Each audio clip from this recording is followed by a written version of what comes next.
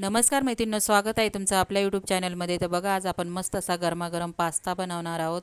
तर एका टोपामध्ये आपल्याला पाणी ठेवायचं आहे, पाण्याला उकळी येऊन द्यायची. त्यानंतर त्याच्यामध्ये थोडं तेल टाकून घ्यायचं आहे आणि पास्ता आपल्याला 2 ते 3 मिनटासाठी मस्त शिजवून घ्यायचा आहे. त्यानंतर इथे मी कढई ठेवलेली आहे, तेल टाकून घ्यायचं, तेल गरम होऊन द्यायचं. त्याच्यामध्ये आपल्याला बारीक चिरलेला कांदा टाकून घ्यायचा आहे, मीठ टाकून घ्यायचं आहे आणि बारीक चिरलेला आपल्याला टोमॅटो टाकून घ्यायचा आहे.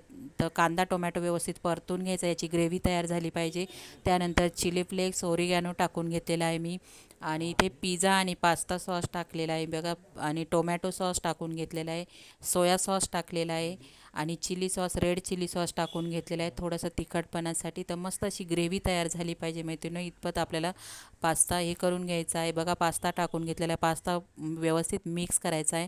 आपले जे सॉस टाकले पूर्ण आपल्या पास्ताला लागले गेले पाहिजे, तसं व्यवस्थित मिक्स करायचा. कसा वाटला video? Like, share, subscribe. Bye मैत्रिणींनो.